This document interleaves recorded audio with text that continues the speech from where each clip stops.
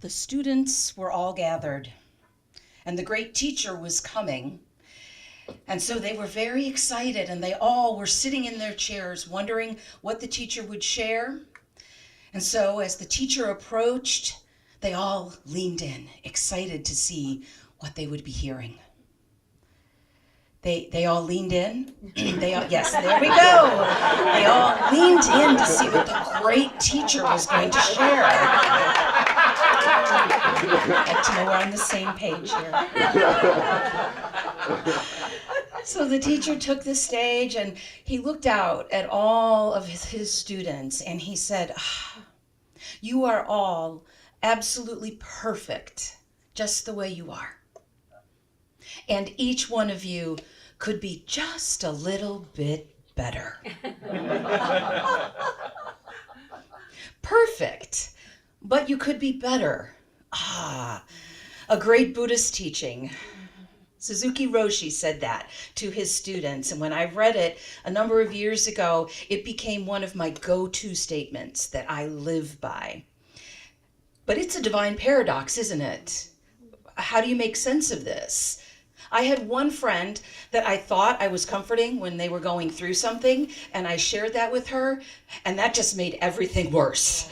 She got really mad at me. Well, I don't want to hear that. I want to hear that I'm perfect. And I get that. I like being perfect too. It just hasn't happened yet. All these many years later, and yet I know that I am perfect. And suddenly I find myself just talking myself in circles. That's a paradox for you. We get to live both of those. And I think that much of my life, and I'm guessing yours, has been about how to work with those two concepts, knowing these wonderful unity teachings that I am absolutely perfect just the way that I am. And yet isn't my journey of life something about I'm continuing to grow more into that? So there must be something more for me to be while being perfect all the way along. So when I look at this, it's become part of basically of my cosmology and my theology that I put into my unity beliefs. And I love that you were reading a little bit of the 5 principles today. So in our denomination, we can put our teaching, we bring it down into 5 principles, which doesn't do it justice. None of these cute little 5 points or the 3 thises or the 4 that's can really do any teaching justice. But we have to start somewhere with the words and do the best that we can. So pop quiz for all of you. Let's do a little refresher on the Unity 5 principles. Who knows 1? And y'all better know 1 because we said it earlier, together. All right. God is everything everywhere. God is everything everywhere. Yay. Thank you for starting with number 1. Completely orderly. And now I'm out, right? That's it. Don't ask me for the other 4. And there's so many ways to say it. God, the principle of goodness, is everywhere in everything. There is nowhere we can be that God is not, in all the different ways that we might put it. So we have a teaching about God and being goodness. Anyone know the second teaching? About you. Wait, over here? Who knew? Who's? Wait, okay, we'll let someone else go. There we go. I am also goodness. God is, we like to say sometimes, in me, that God lives in me, or God is me coming forth. God, so the goodness of God is also the truth of me. Third principle, my thoughts. Go ahead. Co-creating with God. Co-creating with God. My thoughts are formative. They are creating in this world. Now everyone gets the 4th principle because we read it today. Prayer. I forget how we said it today. Prayer and meditation align our heart, mind with God. There we go. Prayer and meditation align our heart, mind with God. Excellent. Star for you. And our last principle, the 5th principle. Who knows this one? Oh, anybody else know it? Great, go ahead. All my students know. Aha, yes. I just taught this. I live the principles. I live the principles. The principle of action. So that's where we put our feet to this. And so it sounds like some of you may know the shorthand version, the 2-word version. So if you know it, students, say it along with me. God is, I am, I think, I pray, I do. And you may say live, or you may have adjusted it somehow. So isn't that a great way to remember that? Let's do it again. I'll say it once and then let's say it together. That way you've always got it. God is, I am, I think, I pray, I do. And of course the little movements help, right? We're just like a group of YOUs here. Yes, it helps with that. And again, my gosh, 10 words can't begin to describe what Charles and Myrtle put together and all of these teachers have written. And so you could go on for hours on any one of those, but that's our core. And I like to break it down even further and focus on those first 2.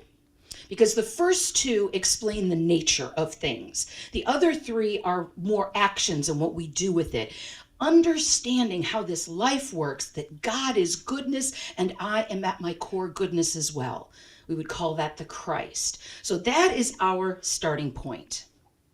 And that may be a different starting point from where you grew up in your religious life. Was it different for anybody in the room? Anybody here grow up knowing that you were good and that God lived in you? Okay, no one? Okay, darn, no one. Please tell me no one grew up Unity, so that would be a real tragedy. Yeah, so that alone is a huge leap for us to all know that in this room. So congratulations, the truth has started to come out. And so that is what we believe on the one side, this goodness. And so I didn't grow up exactly my whole life, but when I was 16, I found Unity. So that's pretty young. And so I started to get this message, and I got my first daily word when I was 16 and heard my first affirmative prayer, which was totally different than the prayers I heard. And so I knew that I was good, and I started to incorporate that. And then I took classes, and I learned a lot, and I really knew this. So boy, I had life going great. Everything was perfect. I had the magic teaching. You know where this is going, don't you? I see, yes. That's not what happened. Funny thing, I was still struggling. Everybody else here still struggling? Just a little? You come here every Sunday, and you're still struggling? What's wrong with you? What have you not gotten yet that you don't have this? I started to think, maybe there's a little more to this. Maybe there's more that I need to discover about this. And I remember saying to my licensed teacher in my early 30s, probably, right around divorce time, and maybe a job loss, all these Unity principles about creating, and somehow I managed to lose a job. And I said to her, and I was in tears, and I said, I'm taking all of these classes, but what if I'm still doing it wrong? And she said, you're not doing it wrong. You're doing it right. That may have been one of the first times anyone told me I was living life right, whatever that means. But that thought that no matter how hard I was trying, it was okay. And that it wasn't perfect in the human form. And that was still okay too. I hadn't messed up somewhere, and that was a new thought for me.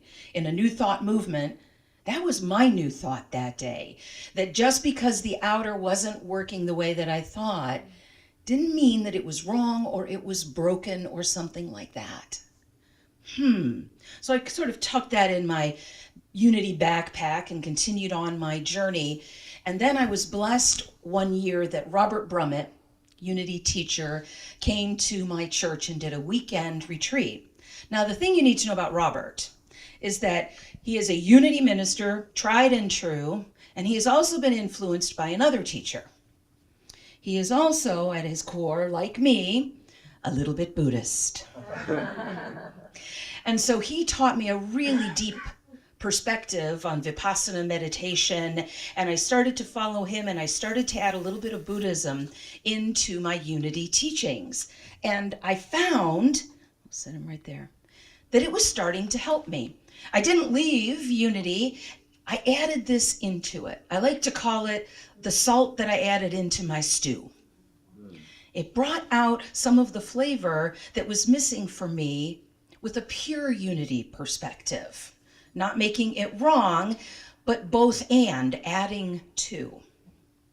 And then I came across this teaching in a book called When Things Fall Apart. Could there be any less of a unity title? When things fall, they're not going to fall apart. When Things Fall Apart by Pema Chodron. Yeah, it sounds like a lot of you know it. Oh, listen to the sound. Oh, yes, Pema Chodron.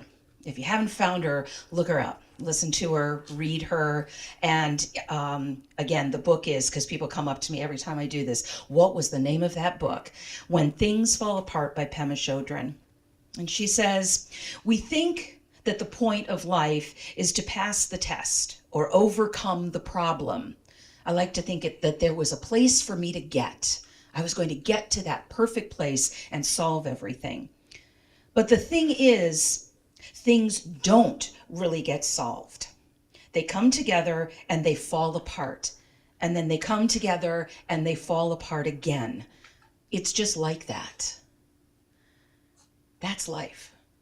That no matter how good of a metaphysical student I am, the journey of life is for me to keep growing. And really the way that I do that is when I come up against an edge, when I come up to a difficult moment.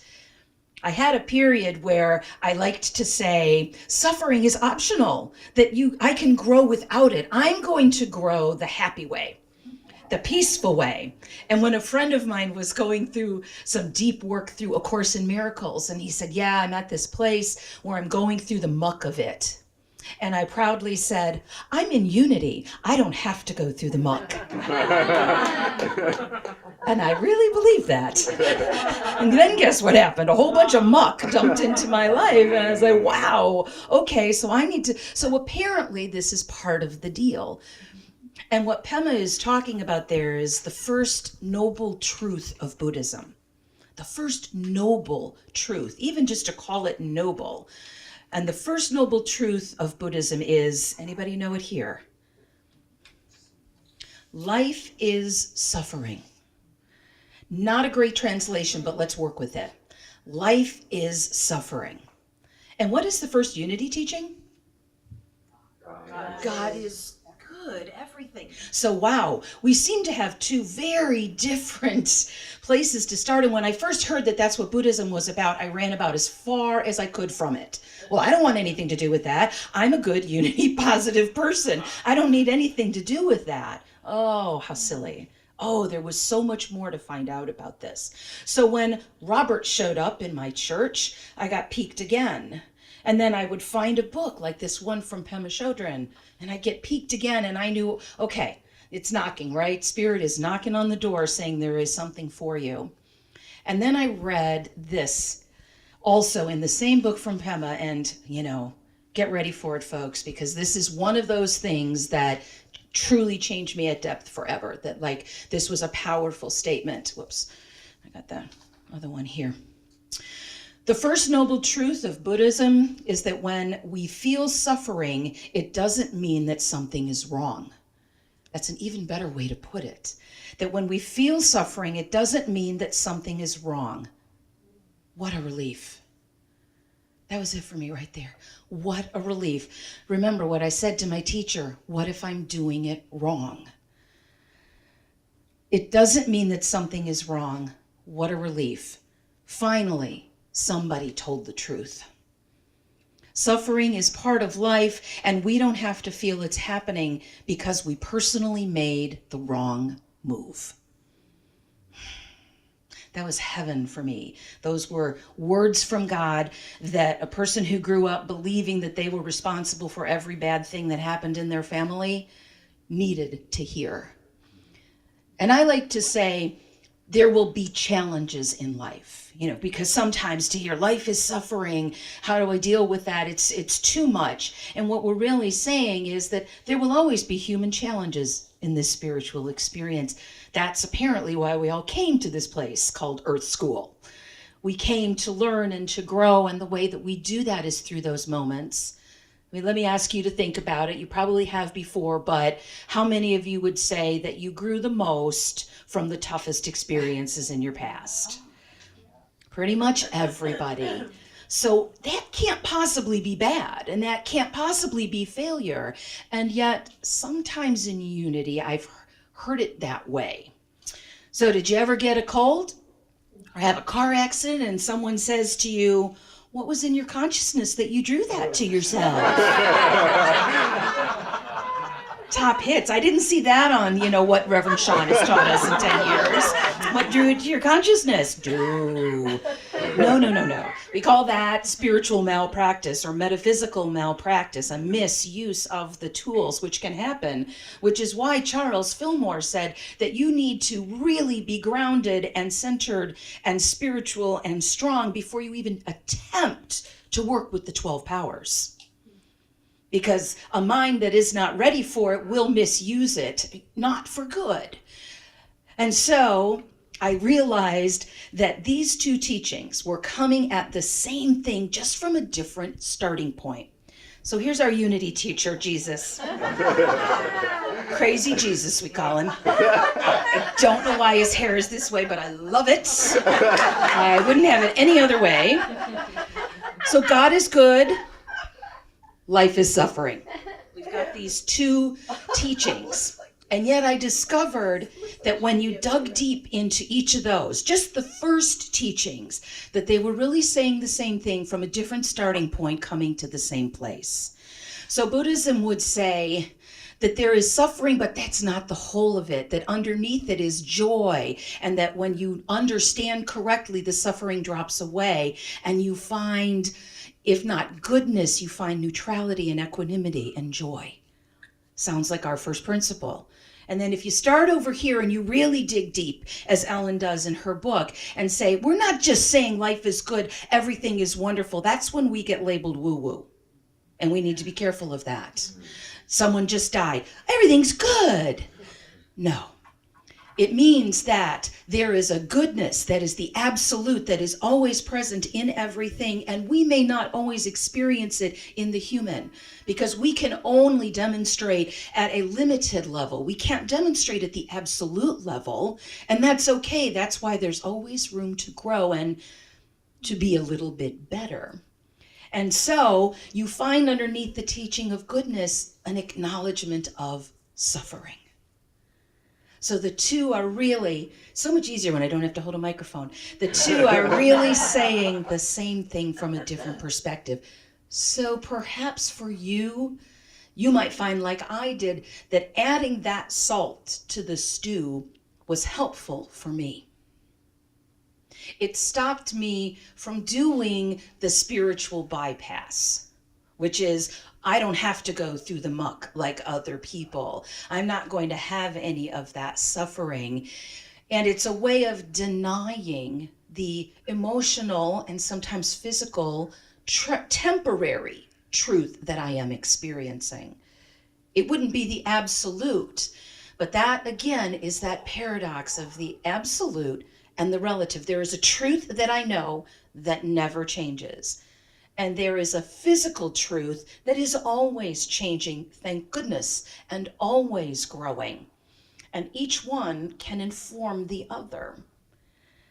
And so instead of a spiritual bypass, which is what I observed this friend of mine doing a number of years ago, she kept going through hard times, and they were the same kind of hard times. You may have a friend like this. The relationships always went the same kind of way. The children were always not doing the same kind of thing. And I heard the same things a lot. But she would always say it in a very positive unity way. And so I would say to her, how is it going? And she would say this, that, and the other, and I'm moving through. And for a long time, I thought that was a really great thing. I admired her, like, boy, she never gets stuck in it. She just keeps moving through. But year after year of moving through, and I finally said to her one day, maybe you need to stop moving through it. Maybe you need to sit with it for a moment and really be with it. See what's really there and really going on. Otherwise, we fall into a spiritual bypass. And if there is something that is repeating in our life, That would be a great place to question that. Have I wanted to put the good old God is good stamp on it too quickly? It's like trying to forgive before you're really ready. It's a false forgiveness. Or you think you're done grieving, not that you're ever done, but if you think, I'm ready to go for it, or after a surgery, I've done this before, thinking I'm really better and I can go for it, and then you go back to work and boom, you're back for a couple of days recovering. Because there is a divine timing in allowing things. Everything has its time and its season. All of our lives have time of suffering and grief, and all of our lives have a time of joy and everything in between. I think it was the Dalai Lama or Thich Nhat Hanh, pick one, that said, suffering is not enough. There is joy. You see, they have that saying, and we have, hey, sometimes it ain't all good, sometimes we struggle. And so these two became one for me. And I created the sixth principle of unity. Shh, don't tell. Better turn off the recording now. I don't want anyone at Unity Village to know that. Don't tell Ellen. No, I'm just kidding. This is what I do, and it's worked for many people. My sixth principle brings in the first noble truth in a sneaky way. And the unity way that I say it is after reading our first 5 principles, I also know that sometimes in life, it doesn't work that way in the relative world. And my work is to then remember the first 5 principles. And I would put that as I remember. God is, I am, I think, I pray, I do, I remember. Which has within it, I forget. You could really call it, I forget and then remember. You can call it what you will and find a way to work with that. For you, I had it on the walls of the church that the 6th principle was, I remember. And that acknowledges that sometimes there is this suffering and this relative existence that we have. And it's not that it's not in our teaching, it's there. It just doesn't come out in this quick little 5 points that we have. And I felt that there needed to be a 6th point to meet people where they are, especially when they're going through a tough time. Occasionally, unity can be a painful place to be. I've had people that have had losses, and when they're grieving, too painful to come here, to even hear God is good, and when they're really not feeling it. And so that is a way to acknowledge wherever we are on our path, and don't we say that here in our rooms, wherever you are, we honor that. So if we are starting with the Jesus or the Buddha, that we find love and acceptance here. I hope that perhaps for all of you like me, you will find that adding this 6th principle and bringing a little Buddhism into your practice will show you that unity is perfect exactly the way that it is. And with a little bit of Buddhism, it might be just a little bit better. Namaste.